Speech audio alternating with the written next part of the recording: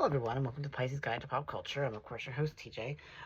Today, we're going to talk about Leanne, the new sitcom currently streaming on Netflix. If you haven't seen it, the show, as you might guess from the fact that it's called Leanne, focuses on the title character, who's played by Leanne Morgan, who is a very famous comedian who I really haven't experienced that much, which I clearly need to because she's fantastic, whose husband ends up having an affair, as tends to happen in sitcom land, and then she gets a divorce and has to sort of figure out what to do with her life in the second stage of it. She's helped along by her sister, Carol, played by the one and only Kristen Johnston. She also has her wonderful parents supporting her, Celia Weston and Blake Clark. She has children, all the usual trappings that we associate with sitcoms. In many ways, it's not exactly a retread of Reba from the 2000s, but it's not all that far from Reba either. That's not an insult. I mean, there's only so many narrative conventions that you can have with the sitcom. So, you're sort of limited in terms of, the setups that you have. And I think this show definitely succeeds because of the strength of Leanne herself, both the actress, but also the character. She's very charming, funny, very silly, and obviously, caught up in this moment of what do I do with my life now that it's kind of fallen apart, now that my husband's cheated on me and that the other woman is pregnant.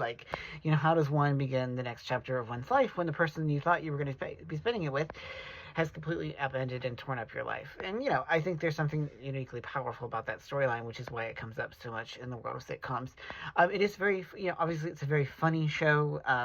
Leanne herself is a very funny actress, but for my money, Kristen Johnston is truly comedy gold. She is, she embodies the unruly woman, this figure that is so common in pop culture, just so well, loud, body just flailing all about. Johnston has really perfected that kind of role, and I mean, she's very good in these comedy moments.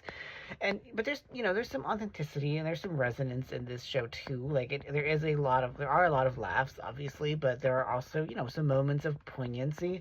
There are moments when Leanne kind of sort of has to struggle with what her life is going to look like, and you have these moments too when Carol also has these kind of crises moments that she kind of needs her sister to help her through.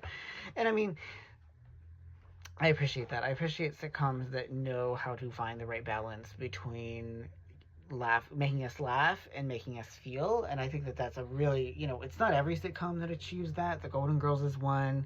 Schitt's Creek is another.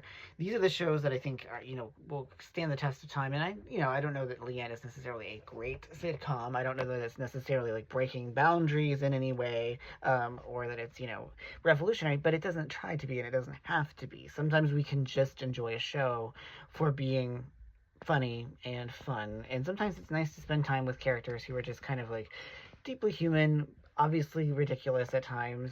There's something I think really pleasurable and enjoyable about that. So, I think that that's something to really keep in mind. The supporting cast is excellent. As I said, Johnston is amazing, but Celia Weston, oh my god, that woman is just so funny. And I mean, I'm not saying that there's something intrinsically funny about the Southern accent, and it is, the case that many people use that to dismiss people from the South. I'm from Appalachia, although I don't have a very strong Appalachian accent, but I've seen the way that manifests. But, there's something charming about a rich Tennessee accent. Celia Weston in particular is just, she's just so funny. And, although my family is not Southern per se, I did recognize many of the sort of quirks of these people in my own family, because, Knoxville, which is where the story takes place, is technically in Appalachia. So there is, sort of a local connection there. We know that I'm all about Appalachia.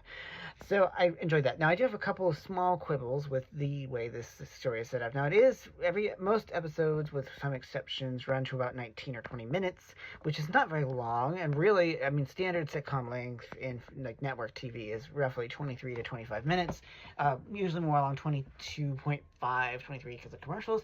So for some odd reason, though, I'm not sure why this show is so short with its episodes. I mean, it's Netflix. It's not like they're particularly draconian when it comes to enforcing that, because they don't have to rely on ad revenue in the same way that networks do. So I'm not really sure why we didn't just get standard even a half hour length, because the problem is that it fucks with the storyline and it creates some glitches when it comes to narrative coherence. So there are some storylines that I think kind of get short shrift and aren't as fully developed or as resolved as they should be. And that's a problem, I think, when it comes to having those abbreviated runtimes. That really is the only quibble I have, though, and it's a relatively minor one. And hopefully, if the show gets renewed for a second season, and I strongly suspect it will, because sitcoms are very cheap, and we all know that Netflix loves cheap. So I strongly suspect it'll get renewed, which would be nice. I love I love being able to get invested in a show and its characters, and there's a lot of room to grow. We have Leanne's new relationship with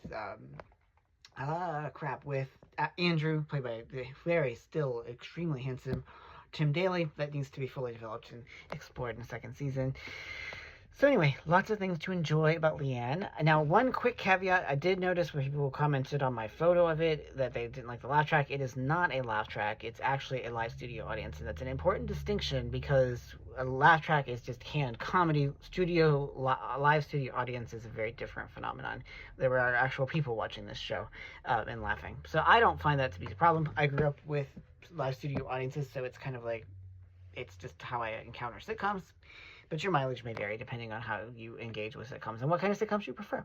So anyway, it definitely gets the Pisces Guide to Pop Culture seal of approval. I think it's a real fun show. I hope you go out and enjoy it too. So, as always, thanks so much for joining me here at the Pisces Guide to Pop Culture. I'm your host, TJ. Take care, y'all.